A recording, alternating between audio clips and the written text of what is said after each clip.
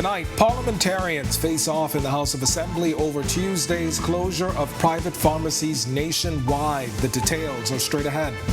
And debate on minimum wage also getting underway in Parliament. The Prime Minister says it brings the country one step closer to introducing a livable wage. Have a pothole that can't seem to get patched? Well, government launches a new program to fill the gap.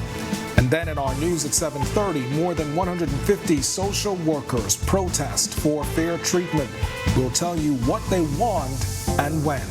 Our news at 7 live starts now.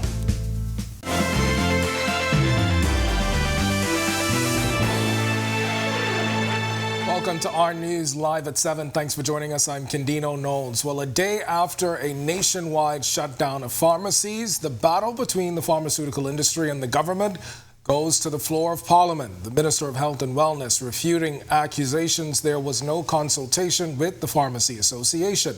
Bethany McDermott gets us started tonight. One day after pharmacies across the country were shut, Health and Wellness Minister Dr. Michael Darville telling parliamentarians today the government mandated pharmacies reopen before a meeting is held between both sides. Pharmacists, private pharmacies, please open your door to assist with delivery of pharmaceuticals for the Bahamian people. Once that is done, we're prepared to go back to the table to listen to some concern. The health minister was speaking on a point of order during East Grand Bahama Member of Parliament Kwesi Thompson's contribution to the debate to increase minimum wage. Thompson says the Davis administration must stop the arrogance and listen to the people they seek to serve. The evidence of this was yesterday when pharmacists were outside of the office of the Prime Minister seeking a meeting. They were not listened to. The Prime Minister announced changes to price control items, including the reduction of the profit margin on price-controlled drugs. Though the changes took effect on October 17th, the government delayed the enforcement, and both the Pharmacy and Retail Grocers Association submitted proposals, but received no response. The Bahamas Pharmaceutical Association also say there was no consultation, but Dr. Darville is saying otherwise. I'm sitting from a point where I know there has been consultation. Free National Movement leader Michael Pentard also weighing in, charging government is only meeting with the Pharmaceutical Association because they were pressured. Meanwhile, the back and forth got heated. They produced the minutes of the meeting, but those persons are not here to defend themselves, and they said publicly, you did not consult with them. That's what they said. However, we came across this post, the ministry's page on October 14th, with the caption, "Pharmacy leaders meet on new price control amendments." I don't have to lay a meeting. I'm telling you we had a meeting. Gentlemen, I was there. I was there. I don't have to lay the fact that I had a meeting. I had a meeting. Come on. Reporting for Our News, I'm Bethany McDermott. Thanks, Bethany. Well, the reopening of pharmacies, welcome news for Prime Minister Philip Davis, who says he's happy to know that they are again dispensing medication. The Prime Minister spoke to reporters moments before entering the House of Assembly this morning. We will have more on that, as well as public reactions to the reopening in our news at 7:30. Back in the House, lawmakers debating a resolution to increase minimum wage from $210 to $260 weekly. Prime Minister Philip Davis kicking it off, saying while the increase doesn't eliminate the economic strain on families, it's a help, adding that it's another step towards a livable wage. We were very careful to negotiate a minimum wage that would not slow down job growth. We are very mindful of pressures facing Bahamian businesses. Similarly, when we added diapers and more food items to our price control list, we are signaling to businesses that we expect the savings from reduced customs duties to be passed on to Bahamians. Now, the increase is retroactive to July in the public sector. For those working in the private sector, they have to wait until January. The last time we saw an increase in minimum wage was 2015. East Grand Bahama MP Kwesi Thompson says while the opposition supports the increase, they believe other actions will hinder the benefits. So I challenge the government to do more. Even with the increase in the minimum wage, it has not kept up with the real cost of living and inflation. The PLP promised to phase in a livable wage in the Bahamas. Yes, sir. Step at a time. We have not seen a report on this. We have not seen a plan on this promise. Well, motorists may be happy to learn that a pothole patching program returns after a 3-year hiatus. Megan Shepard reports on the long-awaited start. Over the next 3 weeks, residents can expect to see crews just like this throughout various neighborhoods on New Providence, patching potholes. According to Minister of Works Alfred Sayers, this 3-week blitz campaign is expected to make your daily commute a little more smooth. We're targeting all of New Providence, and that's why we have broken them down into zones. Minister Sayers adding that the comprehensive program will also engage several additional contractors. We also will be engaging additional inspectors. He says he intends to personally meet with various utility companies to ensure all organizations are on the same page as it relates to the digging up of roads. When we pave the road, we have to ensure that no other entity comes up and dig up the road. Another vexing problem, the continuous reopening of patched potholes. We cannot control the rain and we cannot control hurricane. What we have to do is ensure that we have the capacity to repair, restore, and also as we build with the quality of resilience so that we don't have as much damage to the public infrastructure. Reporting for Our News, I'm Megan Shepard. Well, residents in Village Road area hearing firsthand the updates on road works.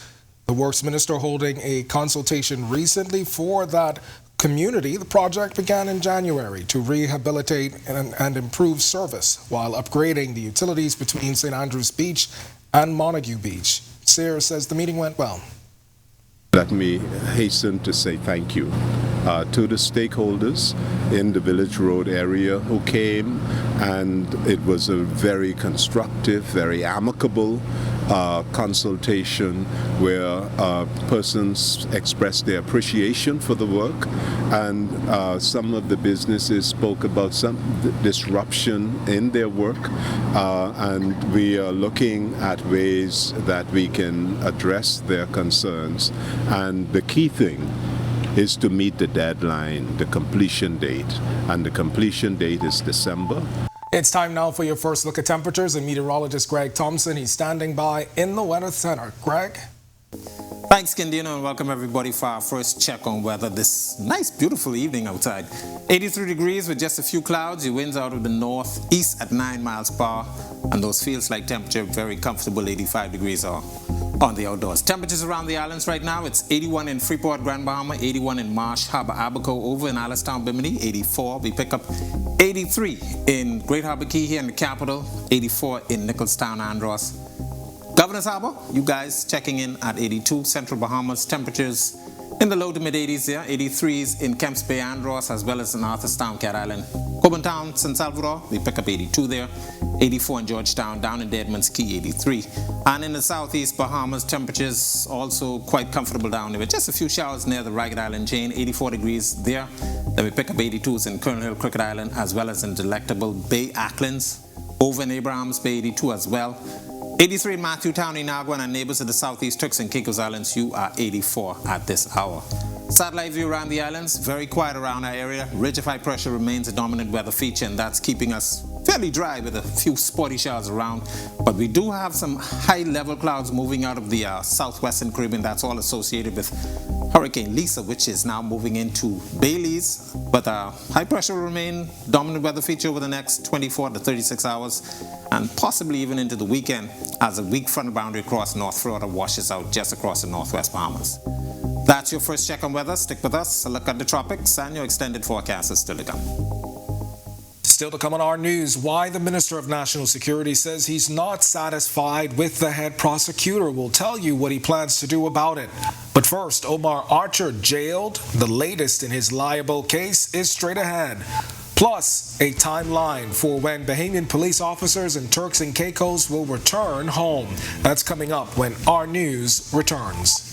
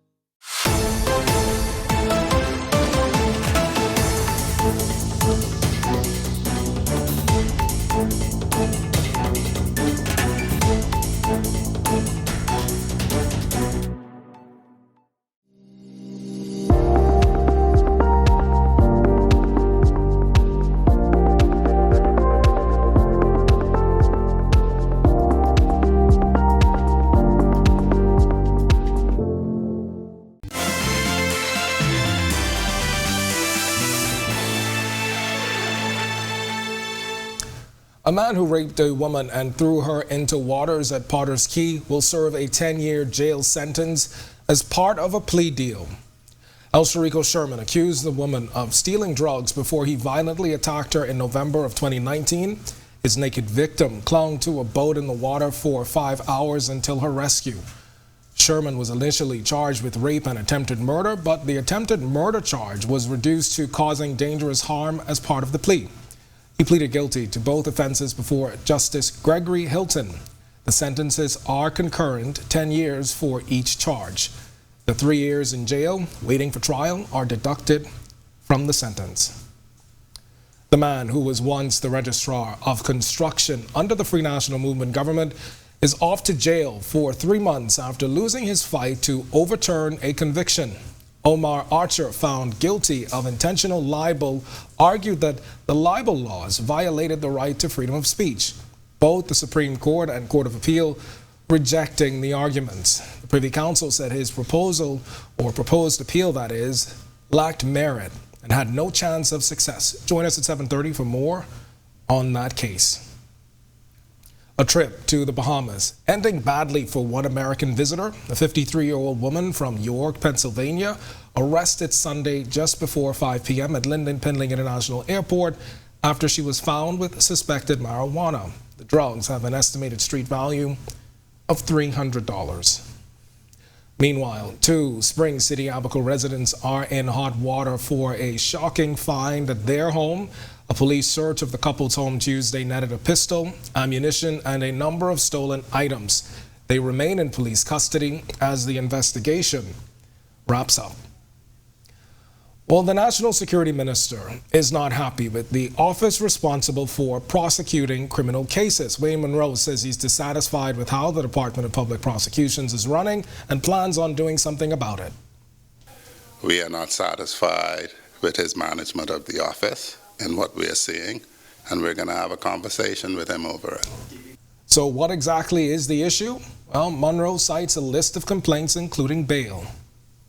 The issue, as you would have seen and been documented, of persons being admitted to bail for armed robbery murders, being ordered to be electronically monitored, breaching the terms of their bail insofar as that is concerned, going back to court, being fined in many cases, and not remanded.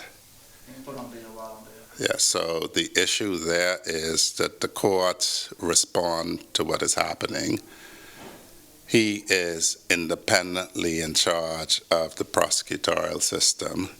I have not been advised that there have been any appeals of those decisions onward to the Court of Appeal. When our news comes back from the break, we turn our spotlight to stories making headlines across the world as Latin American leaders plead with the United States to end the 6-decade-long embargo on Cuba. Plus, examining the new culture of criminal parenting. And when will those Bahamian police officers deployed to the Turks and Caicos Islands return home?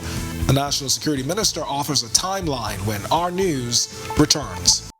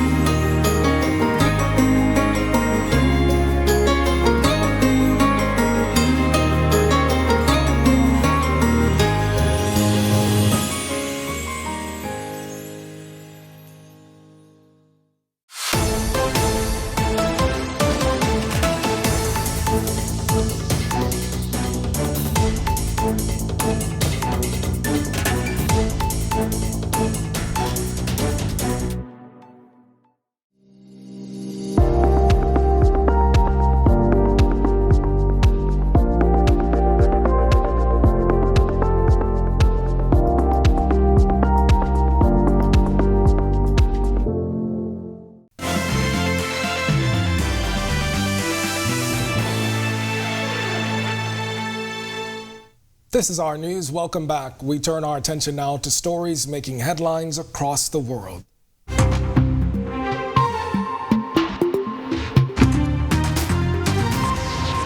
6 people, including police officers and organizers, could face criminal charges for their roles in a deadly crush at a football match last month in Indonesia. A human rights commission has ruled that the tear gas fired by Indonesian police triggered the catastrophe, claiming 135 lives. Most of the deaths were due to asphyxiation. On October 1st, police attempted to subdue fans by firing tear gas after they ran onto the field following their team's defeat. Hundreds then tried to flee through exits, leading to a deadly stampede. Minta kepada Presiden bekerja sama dengan FIFA. We are asking the President to work together with FIFA to clarify all the licenses and certifications for all aspects related to the match. If within 3 months or within any time in the future there are no changes, Komnas HAM recommends freezing soccer activity that is managed by PSSI. The violence occurred despite regulations because the safety design for all soccer matches was designed without concerns of principles according to FIFA and PSSI regulations. Former Israeli Prime Minister Benjamin Netanyahu is attempting a dramatic comeback as Israel's Prime Minister. This after the partial results showed he was on course to win a majority in parliament with the help of the far right. With 86% of the votes counted, Netanyahu is set to win 65 out of the 210 seats. The 73-year-old is one of Israel's most controversial political figures, loathed by many on the center and left, but adored by his party's grassroots supporters. He's a firm supporter of Israel's settlement building in the West Bank, considered illegal under international law, and he opposes the creation of a Palestinian state in the West Bank and Gaza Strip as a solution to the Israeli-Palestinian conflict.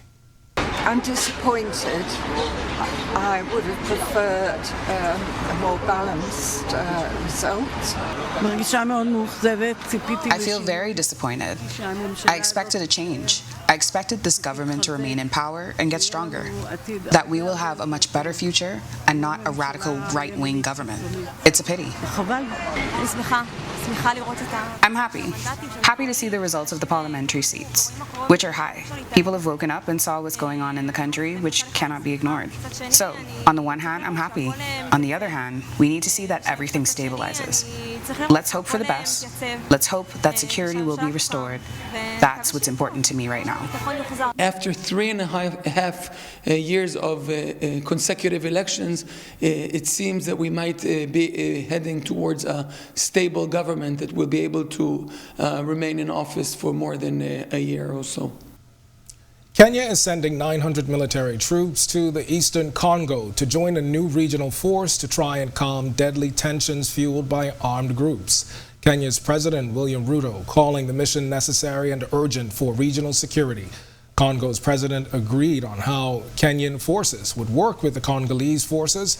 Meanwhile, just Tuesday, angry crowds set fire to United Nations vehicles in Goma as frustrations mount over the rebels' advance and deteriorating security in the east. Violence by armed groups is leading to diplomatic crises between Congo and neighboring Rwanda. On this deployment, and in the last 48 hours, I have talked to the Secretary General of the United Nations, who has given his tacit approval of this mission. I have talked to the Chair of the African Union, who also concurs under the African Union Peace and Security Council that this deployment is necessary and is important for regional peace and stability. The Mexican government accused of creating a crisis in the investigation of the 2014 disappearance of 43 students. The group of international experts investigating the incident saying government's attempts to accelerate the results are diminishing the confidence in the outcome. The interdisciplinary group of independent experts says a government Truth Commission report in August muddied the waters by presenting questionable screen captures of message exchanges as evidence. In September of 2014, local police took students off buses that they commandeered. 8 years later, the motives of police remain unclear. 83 arrest orders were solicited. A judge examined the evidence and sent arrest orders. To us, it is incomprehensible why these arrest warrants were withdrawn. And finally, U.S. President Joe Biden receiving a letter from 18 former Latin American and Caribbean leaders asking him to remove the 6-decade-long embargo on Cuba. It is in response to the devastation from Hurricane Ian. Biden is also being asked to remove Cuba from its list of states sponsoring terrorism. The letter comes as Cuba is suffering the worst economic, political, and energy crises of the century, spurring another exodus from the island. It was exacerbated by Hurricane Ian, which walloped western Cuba before hitting southern Florida last month. Back in June, Prime Minister Philip Davis joined leaders at the Summit of the Americas, raising concern over the exclusion of Cuba, Nicaragua, and Venezuela from those talks. The absence of the Republic of Cuba has made these deliberations less complete. We strongly affirm the need to always lead with consultation and diplomatic engagement, which is why we support efforts to breathe new life into the Inter-American Democratic Charter. It's wrong that Cuba and Venezuela, Nicaragua are not here because, as you heard from Bahamas, that we need to speak with those with whom we disagree. And we don't only need to narrowcast. That's the part of the problem of the world. There's too much narrowcasting instead of broadcasting. There's too much talking at instead of talking with. But secondly, those countries must equally recognize that you cannot want to fully participate if you're not prepared equally to engage and to see progress. And the simple priority must be people, not ideology. And home for the holidays. National Security Minister Wayne Monroe explains when Bahamian police officers sent to the Turks and Caicos Islands will return. The officers were sent after Turks experienced an uptick in violent crimes. Monroe says there has been some success in the crime fight, not just for Turks, but for the Bahamas as well. There are in Turks and Caicos, a lot of the people being discovered are Bahamians, who have the ability to move right back to the Bahamas. Indeed, we've already arrested 2 or 3 people who are wanted on warrants of arrest in this country. The deployment order signed by the Governor General is from the 5th of October to the 28th of December. Still to come on our news, today in history, find out interesting facts about the day that was, November 2nd, including the anniversary of the crowning of Haile Selassie as Emperor of Ethiopia.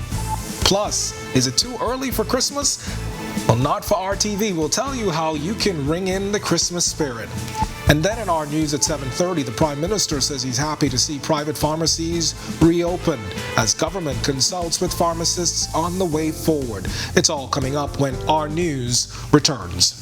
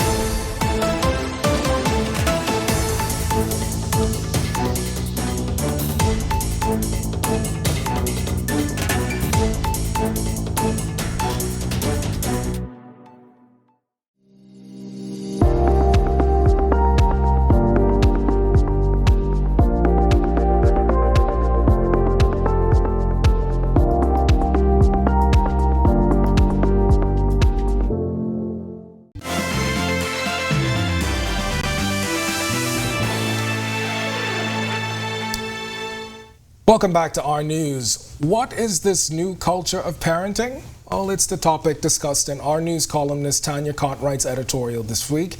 The columnist saying some would deem it an element of criminal behavior, as the custodians of the future of our country are turning them into prostitutes, thieves, and drug dealers. It's quite an interesting read, which you can find now and a new one every Monday at ournews.bs. And it's time now to turn our spotlight to events that shaped the day that was. In the lineup today, we've got an iconic royal figure, 2 U.S. presidents, and a local sports legend. Take a look.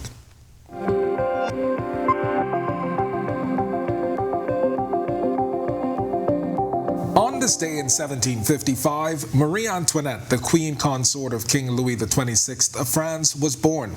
When told that starving French peasants lacked any bread to eat, the queen is alleged to have callously declared, "Let them eat cake." There is no evidence, however, that Marie Antoinette ever uttered the famous quip. Then on November 2nd, 1930, Haile Selassie was crowned Emperor of Ethiopia. Selassie was the last reigning monarch of Ethiopia's Solomonic dynasty that traces its ancestry to King Solomon of Israel and the Queen of Sheba.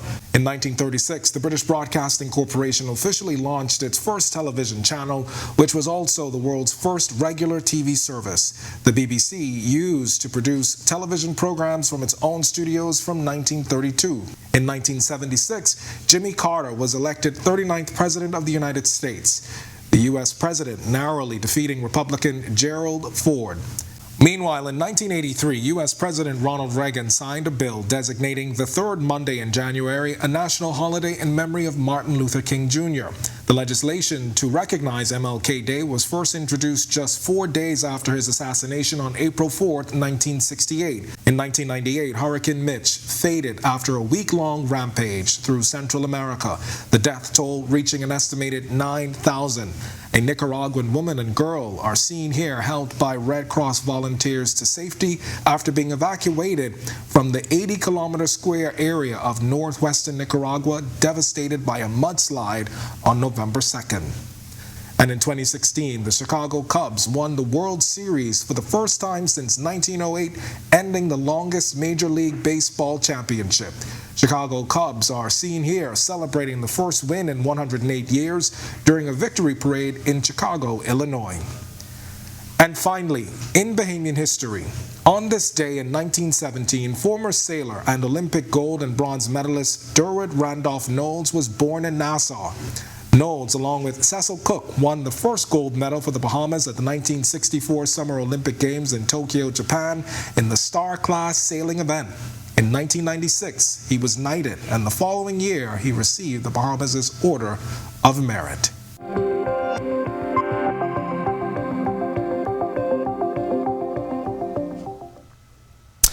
All right, and here's your look at what to watch on RTV. Holiday movies are back. You can get your festivities started with your favorite Hallmark holiday movies in November. Showings actually started yesterday and will continue for the rest of the month. Be sure and check your programming guide for more great television right here on RTV. Now, to watch any of the stories you saw tonight or for all the latest news, visit ournews.bs. And remember, you can share your favorite stories from the Our News Facebook page.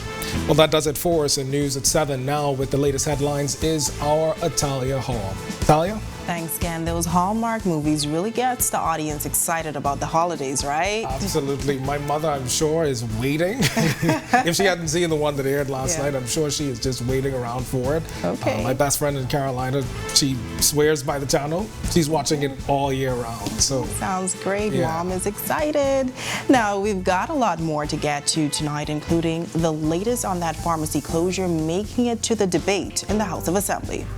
Private pharmacies are back in business today following nationwide closures yesterday. Where the issue stands with the Prime Minister. Plus, enough is enough for more than 150 social services employees who are demanding fair treatment. What union leaders say they are prepared to do to get their demands met. And Omar Archer loses his libel case. Details of his sentence are straight ahead. And how do you give a security force more teeth? With the help of some canine officers. The National Security Minister push for a national canine agency is coming up on Our News Live at 7:30. Our News Live at 7:30 starts in a moment.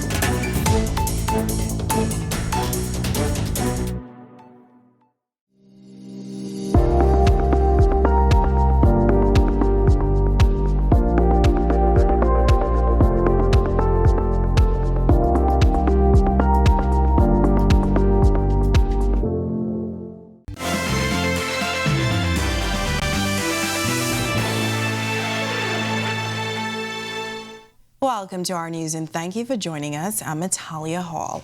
A collective sigh of relief with pharmacies reopening today, the day after a planned shutdown left thousands of customers without access of prescriptions. Our Jamila Mizik gets us started with public reactions today.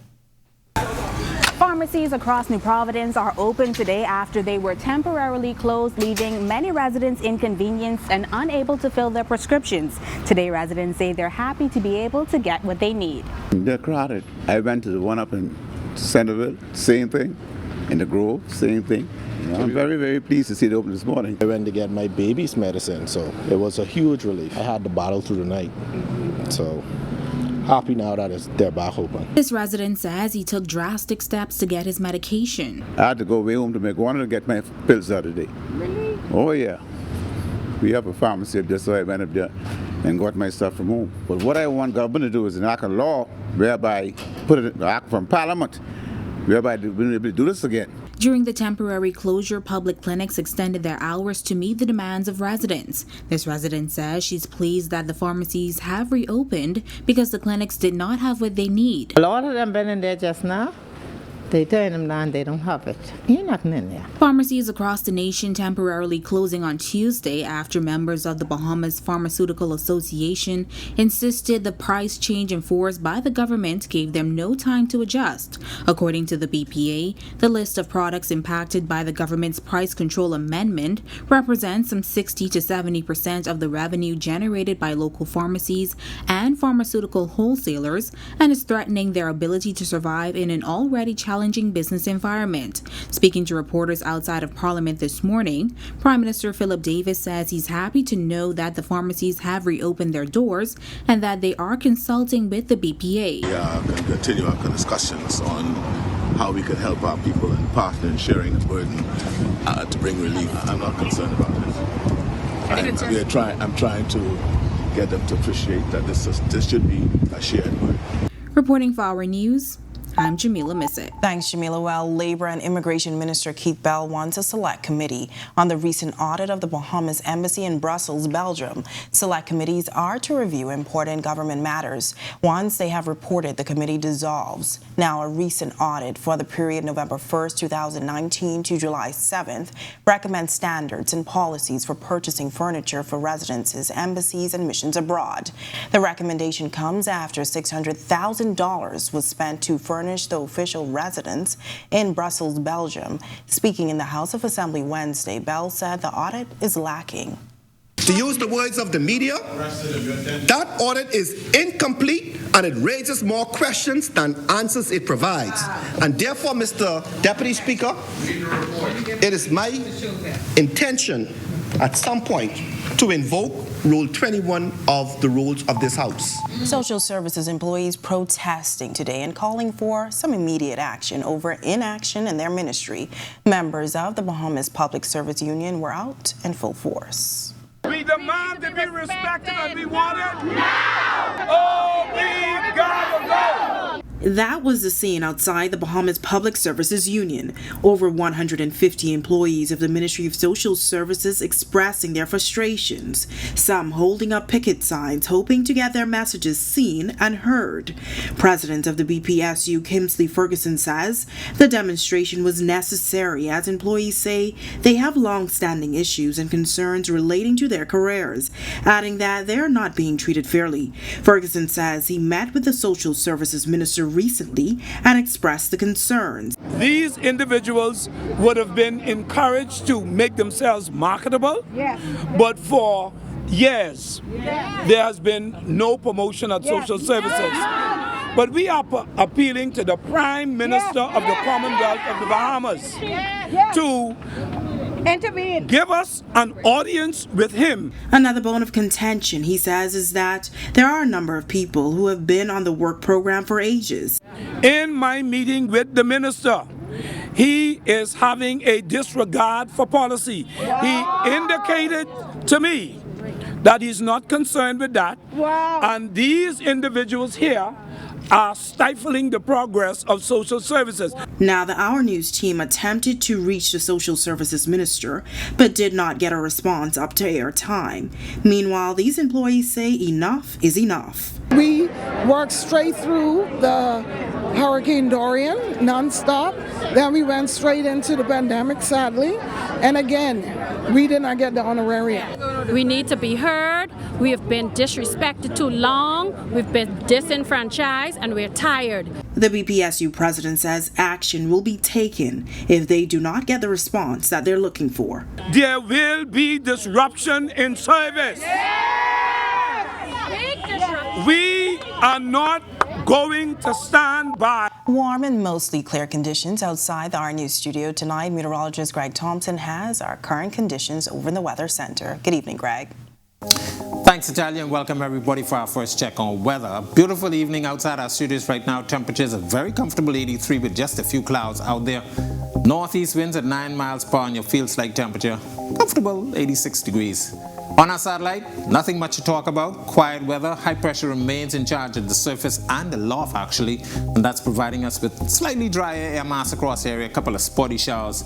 It's a bit breezy across the central and southeastern islands, and those breezes will continue, but we do have some high-level clouds moving out of the southwestern Caribbean. That's associated with Hurricane Lisa, which is moving inland across Belize, and that high-level cloud will continue to stream across us, so filtered sunshine expected through tomorrow.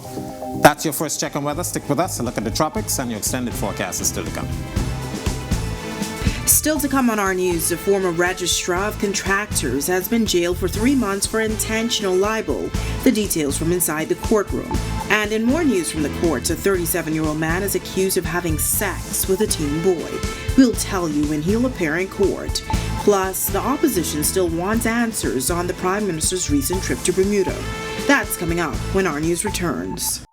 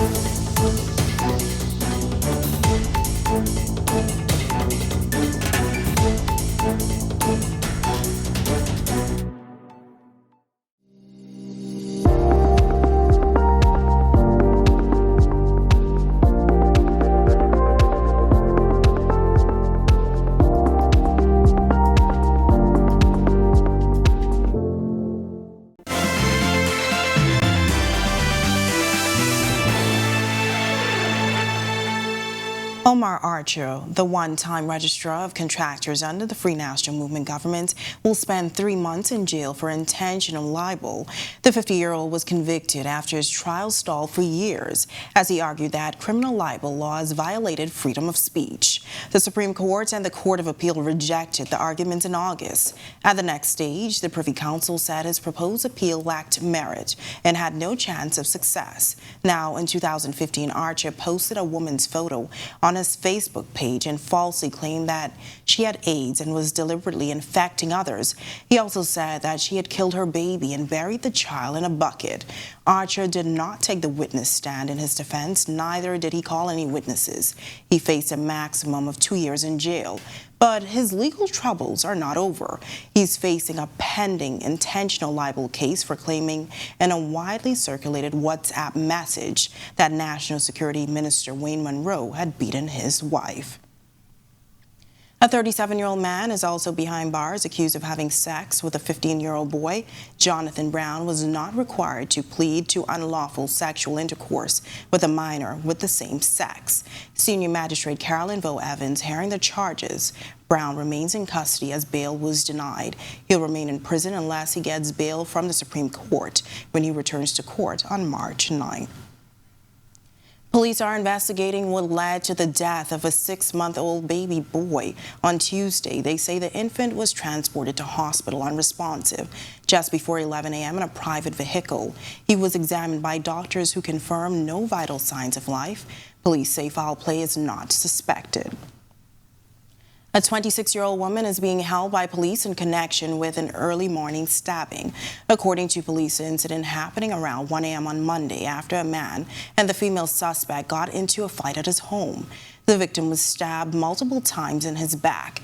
Police say he was taken to hospital where he was treated and discharged. Local law enforcement teaming up with some U.S. agencies to try and disrupt the flow of illegal guns. The Firearms Tracking Task Force is a joint operation to try and arrest our gun problem. National Security Minister Wayne Monroe. There should be launched the Firearms Task Force involving the ATF and Homeland Security investigations. Has been on the cards now and is rolling. Now, back in September, Police Commissioner Clayton Fernander previewed the task force. Back then, he said it was coming in weeks. Now that the minister says it's coming soon, he is reiterating the need for community action. The only way that we will see an end to gun violence is when we get back to the community-minded ways we were when Nellie Moss, who you would have met earlier, was around 104 years ago. Even 50 years ago, we didn't think it was appropriate to go around killing people. It's just a culture change. When our news comes back from the break, an opposition senator says more information is needed about the Prime Minister's recent trip to Bermuda. Plus, coming up in sports for you tonight, the UB Mingos men's basketball team gearing up for homecoming. We'll give you details on that. Also, our national kart racing team is back home from France. Details coming up in sports. First, major infrastructure upgrades set for Eleuthera. The Works Minister outlines the plans when our news returns.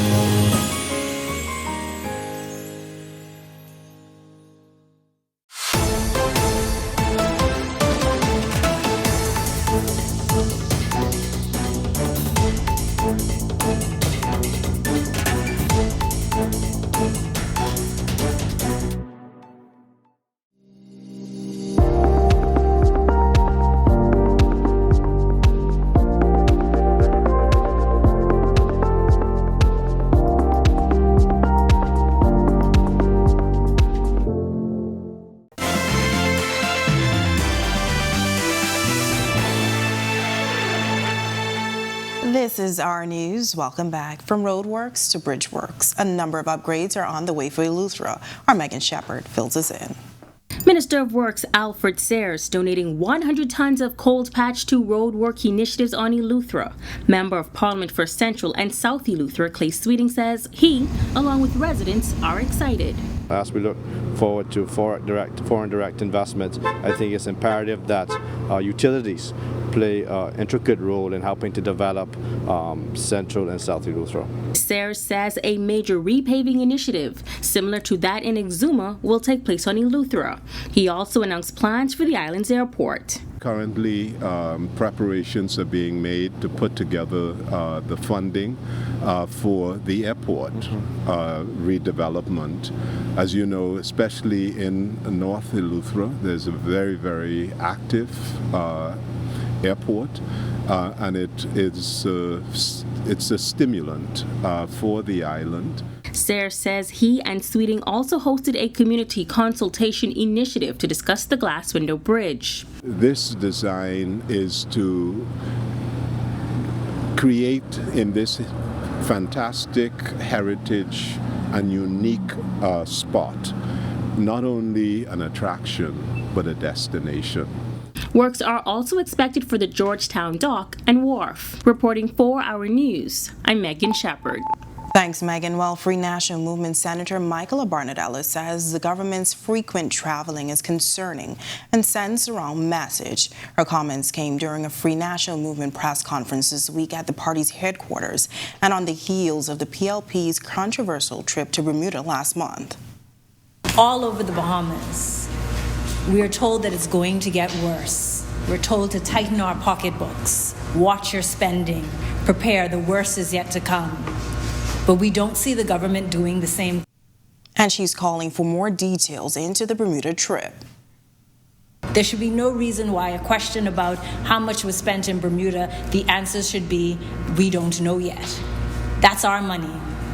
That's our hard-earned VAT dollars, that's your VAT dollars, that's our customs duty. They ought to be able to tell us how much they are spending so that we know that they are properly planning and thinking about these actions rather than acting and then coming after the fact to come up with a justification. Now to sports. The UB Mingos ready for homecoming as the men's basketball team gears up. Meanwhile, the national kart racing team returns home from a successful trip to Europe. Here's Marcellus Hall with a check on sports. All right, thanks, Natalia. Welcome to Our Sports, everybody. I'm Marcellus Hall. The UB Mingos athletic program has been very busy in the last few months. That trend continues as they gear up now for homecoming weekend and the men's basketball team's game against the Mambas. For more on that, let's take a quick look. University of the Bahamas men's basketball team has been busy getting ready for the school's homecoming kickoff game this weekend. UB celebrated homecoming during Charter Week as the university will celebrate 6 years as a university this year. The team has been putting in the work to kick off the team's local campaign and put on a good show for homecoming. LA2. To take on the Mambas 8 p.m. on Friday at the Candlelight Gym. Head coach Backus Rose saying despite the team still rebuilding, he's expecting a strong performance from this squad. I'm excited. I feel good about this team. We're a new team, a young team, but I believe we have a great chance of winning this game if we stick to the game plan. We want to show speed. We want to show the ability to shoot the basketball pretty good. So I think if we get our point guard really engaged, we're going to see something big from him tonight. Meanwhile, our national kart racing team is back home. The team competing in some of the team members, and again, a very successful trip for the Bahamas and looking forward to making their presence felt for future competitions. And there it is, a check on sports for you here on this Wednesday. I'm Marcellus Hall. Back to you.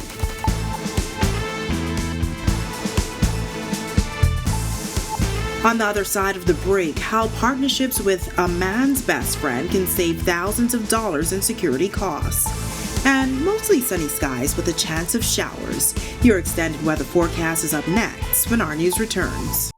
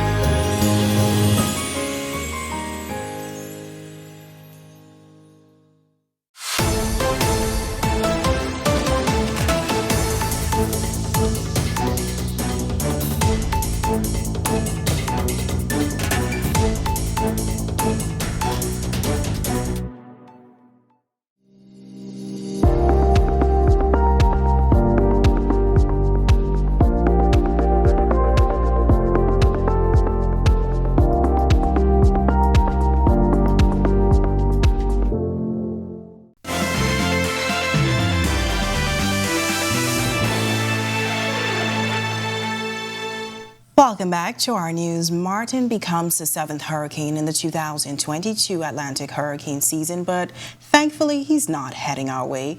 Greg is back in the Weather Center with a look at the tropics and local conditions over the next few days. Hello again, Greg. Thanks again, Natalia, and welcome back, everybody. We are talking the tropics, two systems that we are monitoring right now. Hurricane Lisa, it's weakening as it interacts with the landmass. It's moving into Belize right now. A lot of showers and thunderstorms associated with that system will continue to affect that area. That system will eventually move across southern Mexico, and it's likely that it will be moving into the Gulf of Mexico or the Bay of Campeche, as it's really known. And it is possible that the system may form again, but we will continue to watch this one. It's going to stay away from us, not providing us with any real real significant weather, just some high clouds moving across our area.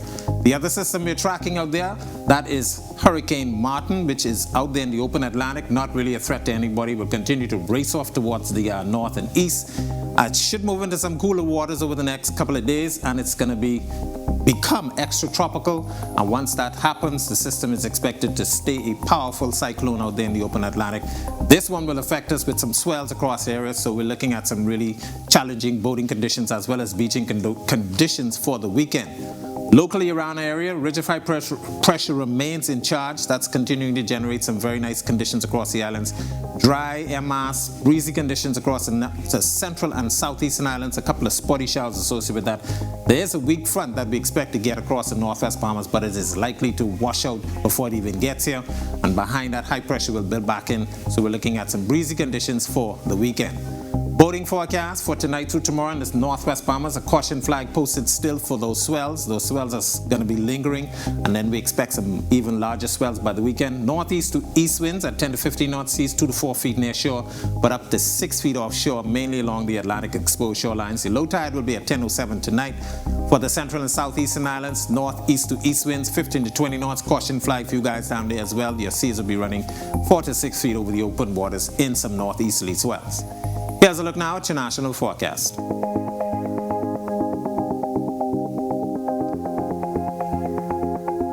A look at your extended forecast over the next couple of days. Spotty, isolated showers expected in the forecast. Breezy conditions coming across our area throughout the remainder of the weekend into the weekend. And of course, those swells will be affecting us more significantly on the weekend. So we're asking you boaters and beachgoers to exercise extreme caution out there.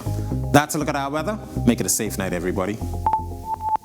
So much, Greg. Well, the nose knows. That's what the Bahamas Department of Correctional Services is calling an interagency canine seminar.